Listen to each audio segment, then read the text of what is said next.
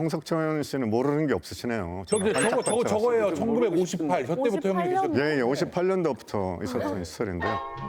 스칸디나비아 클럽은 뭐냐면은 스칸디나비아에서 오신 분들이 여기서 일을 하시는데 그 당시에 변변하게 먹을 게 있겠습니까? 그래서 그분들 식당으로 그리고 사교의 장소로 만든 데가 바로 스칸디나비아 클럽인 거죠. 우리나라 최초의 뷔페 식당입니다. 와. 이걸 이제 와서는 재밌게 들을 수 있게 된 것도 진짜 어떻게 보면 축복이라는 생각이 드네요. 이제는 우리가 웃어서 들을 수 있으니까 이게 다 다른 나라의 도움을 받아서 만들었다? 그렇습니다. 이거를 진짜 처음 들었어요. 예, 그렇습니다. 과거에 우리나라는 전 세계에서 가장 가난한 나라 중에 하나였습니다. 전쟁 많이. 그런 나라가 그동안에 급속도로 성장을 하면서 이제는 선진국 대열에 당당하게 선 거죠. 그래서 이런 발전은 사실 우리 국민들 모두가 피땀 흘려서 이룬 그런 위대한 업적입니다. 하지만 근데 그 발전 과정 뒤에는 국제사회의 아낌없는 지원이 있었다는 겁니다. 그래서 오늘날 전 세계는 다양하고 강력한 위기들이 동시다발적으로 무차별적으로 네. 우리 지구촌을 엄습하고 있는 거죠. 맞습니다. 그래서 이런 글로벌 복합 위기 시대에 우리나라 또 국제사회가 공동 번영의 세계를 만들기 위해서 어떻게 협력하고 노력할 것이냐 이런 거에 대해서 한번 같이 이야기해보는 그런 시간을 네. 가졌으면 좋겠습니다.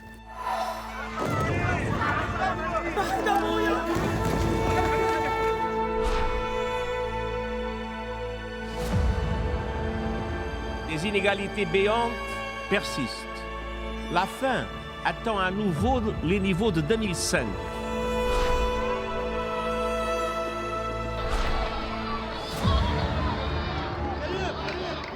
We need ambitious national commitments and interventions to reduce poverty and inequality by 2027 and 2030.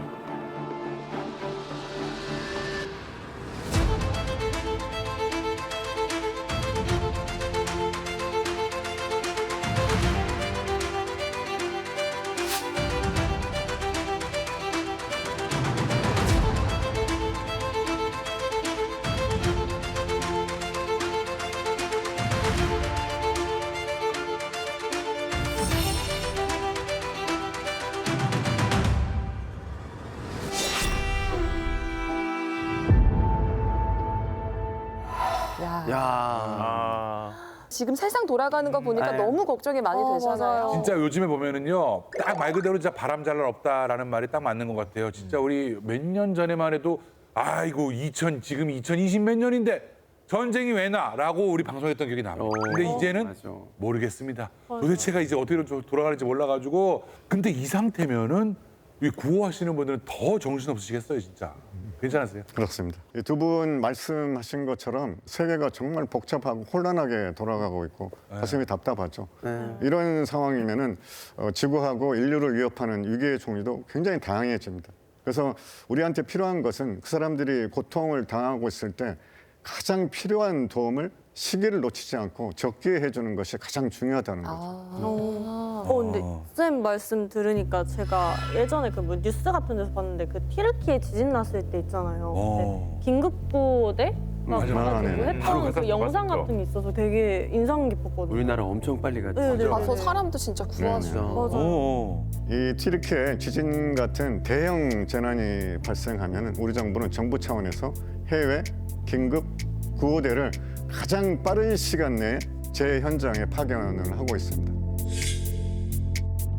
그 당시 48시간 만에 우리 긴급 구호대가 현장에 도착을 했습니다. 굉장히 신속하게 도착한 거예요. 가는데 그러네요. 도착하면은 이 팀들이 세 팀으로 나눠집니다. 네. 하나는 지원팀, 하나는 구조팀, 하나는 의료팀입니다. 오. 골든 타임을 놓치지 않고 단 한 명이라도 구조하고 단 한 명이라도 치료하기 위해서 정말 혼신의 노력을 다하고 있는 거죠. 하지만 긴급 구호 업무가 끝났다고 그래가지고 이게 끝나는 게 아닙니다. 재난 현장에는 수많은 이재민들이 발생하겠죠. 이 사람들을 안정적으로 수습하고 수용하는 게 정말 또 중요한 일입니다. 그래서 우리나라 정부가 민간 협력을 합동으로 해가지고 총 1,000만 불을 들여서 컨테이너 500동 규모의 임시 정착촌을 마련하게 되는 거죠. 이 안에는 침대도 있고 책상도 있고 수도 난방 다 돼 있고. 그럼요. 냉장고도 있고 에어컨도 있고 화장실도 있고 정말 극도로 피폐한 상태에 있는 이재민들이 그래도 심적인 안정을 찾으면서 거주할 수 있는 그런 공간을 제공하고 있는 거죠. 근데 살짝 궁금한 게 이 많은 프로젝트를 뭐 재난기금 이런 게 어디서 돈이 나와서 이걸 할까? 지금 국제개발협력 분야에서는 우리나라에서도 굉장히 많은 NGO 단체들이 활발하게 활동을 하고 있고요. 요새는 기업에서도 대외 원조 활동 많이 하고 있습니다. 근데 가장 중요한 게 사실 정부 차원의 개발협력입니다. 정부 차원의 개발협력이라는 것은 뭐냐? 바로 국민들의 세금을 가지고 하는 개발 원조가 바로 정부 차원의 개발협력인 거죠. 근데 간혹 우리나라도 어려운데 나도 어려운데 왜 우리 국민 세금 가지고 그렇지. 한 나라에 있는 모르는 사람들을 도와주느냐 이웃들이 있긴 하니까. 이런 얘기하는 분들 상당히 있습니다. 근데 정말 다른 나라에서 벌어진 일들이 남의 일일까요? 굉장히 혹시 이 사진 보신 분 있어요? 아이고. 유명한 사진이었죠. 유명한 사진이죠. 아일란 쿠르디라는 시리아 3살배기 어린아이입니다. 아이고. 시리아에서 내전이 벌어지니까 살 길을 찾아서 가족과 함께 유럽으로 가다가 뗏목이 난파해가지고 가족들이 다 사망하고 이 아이는 투르키예 해변에서 이 모습으로 발견됐습니다. 그 당시에 유럽 사회가 난민들한테 문을 닫고 있었는데 이 사진 한 장으로 결국은 빗장을 풀고 문을 열 수밖에 없었습니다. 난민을 받아들일 수밖에 없었던 거죠.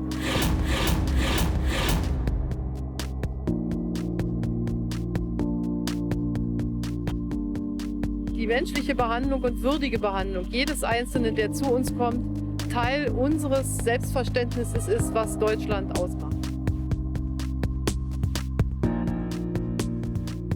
그래서 이게 2015년도의 일인데요.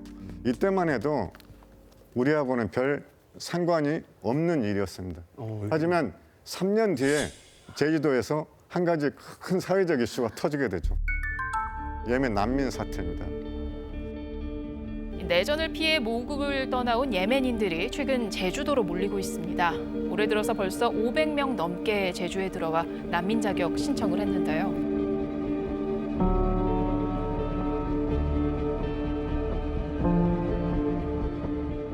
그래서 이걸 거꾸로 뒤집어서 생각하면 이런 얘기가 되는 겁니다. 남의 나라를 돕는 것이 결국은 우리를 돕는 것이다. 이게 바로 국제개발협력이 시작하는 출발점이라는 거죠. 그래서 국제개발협력의 의미를 딱 한 문장으로 정말 선명하게 표현한 분이 계십니다. 존 F. 케네디 대통령. 네. 그분이 61년도에 대통령으로 취임하면서 정말 국제개발협력의 핵심을 딱 한 문장으로 얘기를 합니다. If a free society cannot help the many who are poor, it cannot save the few who are rich.